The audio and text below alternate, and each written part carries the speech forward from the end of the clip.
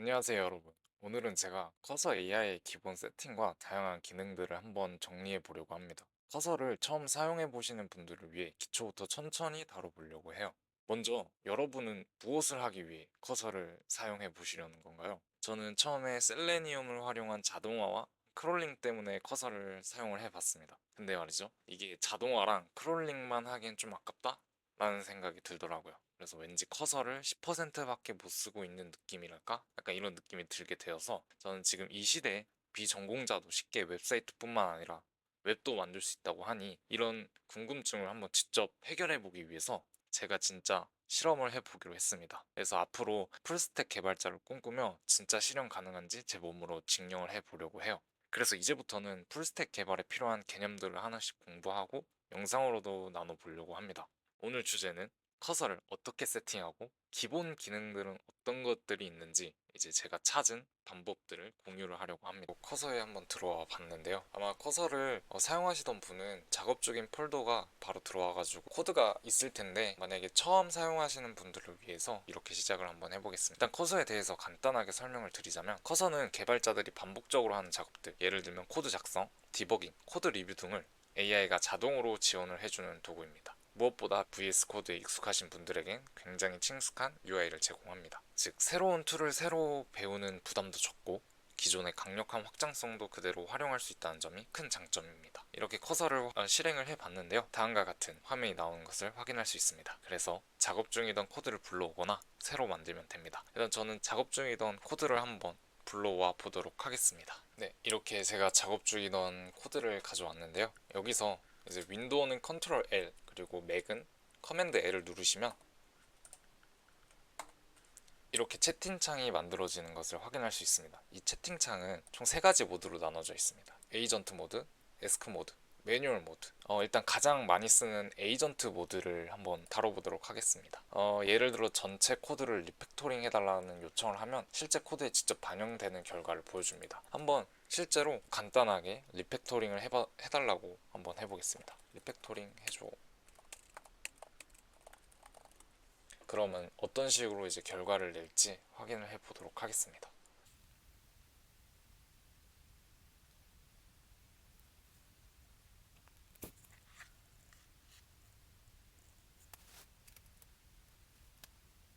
이렇게 결과를 내준대요. 실제 코드에 직접 반영되는 결과를 보여줍니다. 그리고 리팩토링이 완료됐다고 또 이렇게 설명도 해주고 있습니다. 이제 여기서 저희가 이거를 만약에 하고 싶으면은 accept를 눌러주시면 되고, 만약에 이 코드를 확인해 보시고 만약에 마음에 안 드시면은 여기에 대해서 reject, 거절을 해주시면 됩니다. 저는 accept를 한번 해보도록 하겠습니다.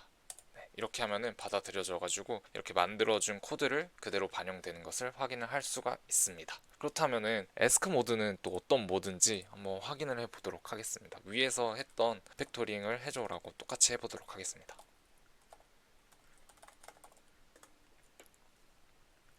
그럼 어떤 식으로 나타나는지, 여기서 추가적으로 에이전트 모드에 대해서 더 설명을 드리자면, 에이전트 모드는 전체 리팩토링, 또 새로운 기능을 구현해주고, 또 여러 파일 간 복잡한 디버깅도 해주고, 테스트, 문서까지 생성을 전부 다 해줍니다. 네, 말씀을 드리는 순간 이제 에스크 모드를 다 해줬는데요. 에스크 모드는 이제 코드를 여기서 에이전트 모드처럼 직접 수정하지 않고 이렇게 제안을 해줍니다. 제가 생각하기에는 협업하거나 이제 아이디어를 뽑아낼 때 가볍게 활용하기 좋은 모드인 것 같습니다. 여기서 만약에 이거를 적용하고 싶다면 여기 어플라이를 누르셔서 여기서 어플라이를 그대로 누르시면 이렇게 적용되는 것을 확인할 수가 있습니다. 일단은 저는 거절을 한번 해보도록 할게요. 거절은 여기서 reject all 눌러주시면 이렇게 거절이 됩니다. 네, 이렇게 해서 에스크 모드 간단하게 알아봤고요. 이제 매뉴얼 모드인데, 매뉴얼 모드는 저는 많이 사용을 하지 않고 있어요. 매뉴얼 모드는 이제 사용자가 원하는 모드로 이제 커스텀을 하는 건데, 이 부분에 대해서는 저도 많이 사용을 해보지 않아가지고 더 찾아봐야 될 것 같습니다. 네, 그래서 어차피 저희는 주로 에이전트 모드를 많이 사용을 하기 때문에 일단은 매뉴얼 모드가 있다는 점, 이 점만 알아주시면 감사하겠습니다. 컨트롤 L에 대해서 알아봤는데요. 이제 컨트롤 L 말고 이제 컨트롤 K라는 게 있습니다. 혹은 커맨드 K겠죠? 이 커맨드 K나 이제 컨트롤 K는 뭐냐? 여기에서 만약에 드래그를 하고 컨트롤 K를 누르면 여기에 대한 또 채팅창이 생성이 됩니다. 그럼 여기에 대해서 이 코드가 뭔지, 이 코드가 뭐야? 라고 한번 해보겠습니다. 혹은 여기에서 또 코드를 이제 수정을 할 때 이 코드를 수정해줘 라고 하면은 여기서 코드 수정을 해주겠죠. 여기도 마찬가지로 만약에 컨트롤 엔터를 누른다면은 모든 게 억세트가 되겠죠. 만약에 리젝트를 할 거면 컨트롤 시프트 뒤로 가기 키를 누르시면 되네요. 일단은 이렇게 했으니까 한번 받아보도록, 억세트를 한번 해보도록 하겠습니다. 억세트를 하고, 그럼 여기에다 주석을 달아줬는데요. 이렇게 컨트롤 K를 쓰면은 코드를 이제 이렇게 직접 선택해서 적용을 할 수 있는 도구라서 이제 수정이 필요한 부분에서 정확하게 이제 변경을 할 수 있어서 섬세한 작업이 가능하겠죠.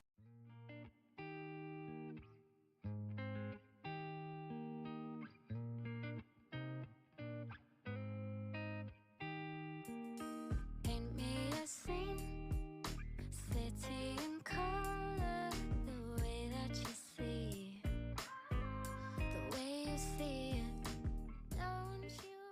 그리고 이제 여기서 이 채팅 기능에서 골뱅이를 치면은 이렇게 모드가 나오는데요. 이걸로 AI가 참조할 컨텍스트를 추가를 할 수가 있어요. 이제 이 부분은 앞으로 이제 제가 커서를 다루면서 많이 보게 될 텐데, 간단하게 이제 설명을 드리자면, 이 Files and Folders는 프로젝트 전체 폴더와 파일 구조를 여기에다가 넣을 수 있어요. 이 채팅창에 넣으면은 어떤 식으로 넣을 수 있냐?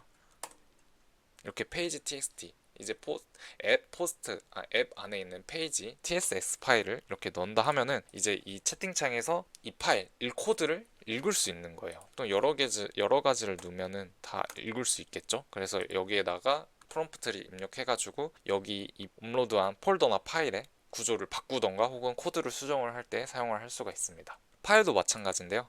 네, 파일도 마찬가지로 이렇게 입력을 해서 또 추가를 하거나 이제 수정을 할 수가 있습니다.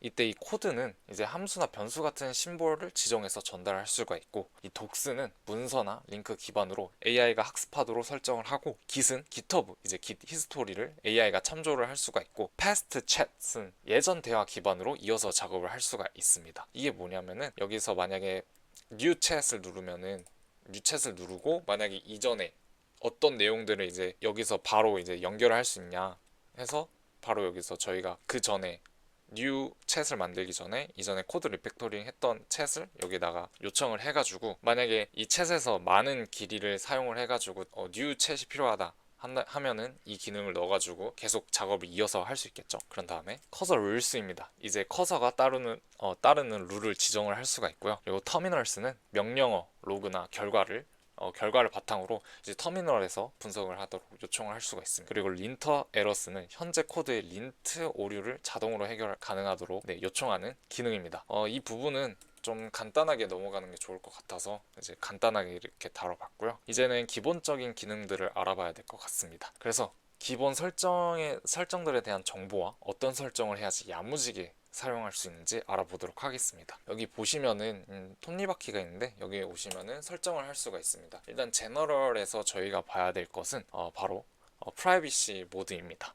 바로 커서의 개인정보 보호 설정과 프라이버시 정책입니다. 커서를 사용할 때 데이터를 처리하는 방식이 전반적으로 코드 저장소에 저장이 되는지 궁금하신 분들이 계실 것 같습니다. 이는 특히 기업이나 이런 것들을 중요하게 생각하는 기업에게 중요할 것 같습니다. 참고로 저는 여기서 어떤 법률적 조언도 제공하지 않으며, 시간이 지남에 따라 변경될 수 있는 커서의 문서를 검토하고 단순히 무엇이 있으며 어떻게 해석해야 하는지 보여드리는 것뿐인 것을 인지시켜 드리도록 하겠습니다. 아마 이제 기본 설정이 개인정보 보호 모드가 활성화되어 있을 텐데요. 간단하게 개인정보 보호 모드가 활성화되면 어떻게 되냐면, 커서가 서버에 코드를 저장하지 않는다는 것입니다. 그러나 프롬프트는 저장이 될 수 있습니다. 프롬프트 안에 코드 일부가 들어가는 경우도 있기 때문에 사실상 코드 일부가 저장되는 셈이 될 수도 있다는 것입니다.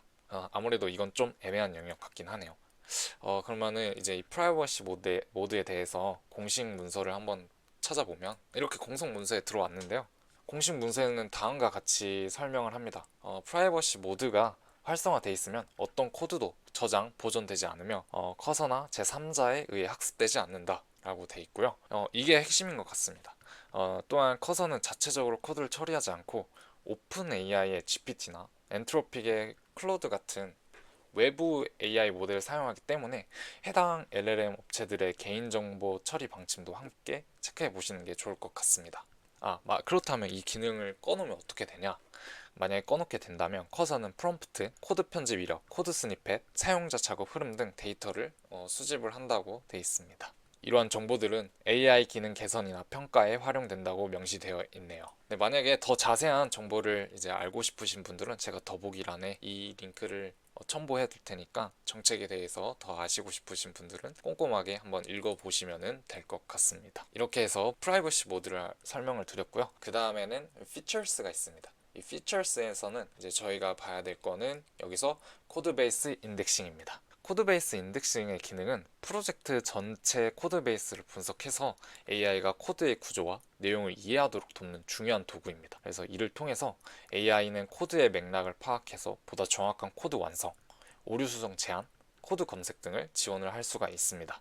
네, 여기 보시면 리싱크 인덱스 버튼이 있는데 이 버튼을 파일 혹은 폴더 구조가 크게 바뀐 경우 커서가 코드 일부를 인식하지 못하거나 검색이 안 될 경우 이제 git 브런치를 전환하거나 풀 머지한 직후 사용하면 좋습니다. 그 외에 git ignore 파일이나 커서 ignore 파일을 수정한 경우에도 사용하면 좋습니다. 네, 그 다음에 덕스입니다. 아까 이제 저희가 여기서 골뱅이를 입력하면은 여기 독스가 떴잖아요. 이 독스에 대해서 간단하게 설명을 드렸는데 이 독스는 AI가 참고할 수 있도록 외부 문서나 사내 문서 등을 업로드하고 인덱싱해서 질문할 때 자동으로 맥락을 제공해주는 기능입니다. 이제 여기서 저는 오픈AI API라는 독스를 추가를 했는데요. 이게 뭐냐면은 이걸 들어가 보자면은 네, 이렇게 정보가 떴는데요. 이거는 이제 오픈AI API를 사용할 때 어떻게 사용할 수 있는지 이 독스 파일인데요.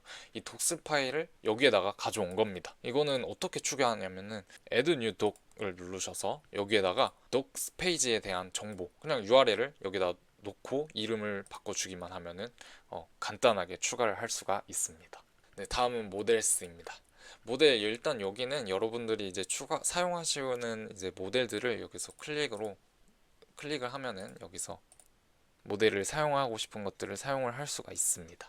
이 부분을 이제 간단하게 넘어가고 여기를 또 내려가 보시면 API 키를 입력할 수 있는 공간이 있어요. 이제 기본적으로 커서는 자체 요금제를 사용하지만 이제 직접 API 키를 연결하면 더 자유롭게 설정이 가능해요. 이제 그 다음에 이제 아주 중요한 룰스 부분입니다. 아마 맥은 이 제너럴에 rules for AI라고 있을 겁니다. 이거랑 똑같은데 이제 저는 유저 이제 룰스에다가 이제 엄청나게 많은 걸 적어놨어요. 룰스에 대해서 또 콘텐츠로 하나를 더 다룰 수 있으면 좋을 것 같은데 이 부분에 대해서 다룰 수 있으면 한번 더 다뤄보도록 하겠습니다. 유저 룰스와 프로젝트 룰스가 있는데요. 이제 여기서 이제 유저 룰스는 이제 커서라는 LLM에 전달되는 지침인데요. 이제 한마디로 시스템 프롬프트를 여기에다 입력을 해주는 겁니다. 그래서 여기에다가 여러분들이 설정하고 싶은 프롬프트를 입력을 하면은 여기에서 아까 제가 이런 식으로 나오게 하는 게 저희가 여기서 설정을 할 수가 있는데요.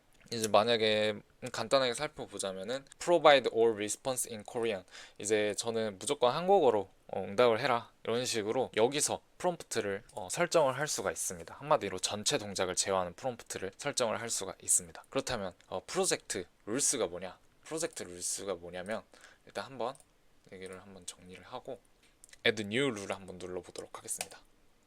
그러면 여기에다가 .cursor라고 나온 다음에 여기에 룰스가 나와요. 여기다가 파일을 만들어 보면은 웹 룰스라고 저장을 하면은 바로 여기다가 룰스 어떤 룰스를 이제 적을 수 있는지에 대해서 나오는 거예요. 만약에 기본적으로 커서를 좀 다루셨던 분들은 커서 룰스라고 있을 거예요. 네, 여기 보시면은 이렇게 커서 룰스라는 파일이 있을 거예요. 이제 커서 룰스 제가 또 공식 홈페이지를 찾아봤는데 이 커서 룰스는 앞으로 없어질 예정이라고 하네요. 그래서 이 커서 프로젝트 여기서 이 프로젝트 룰스를 다루는 법을 익히면 아주 좋겠죠? 그러면은 여기에다가 어떤 내용을 써야 되냐 커서 다이렉토리라고 쳐보면은 다음과 같은 페이지가 나타나는데요.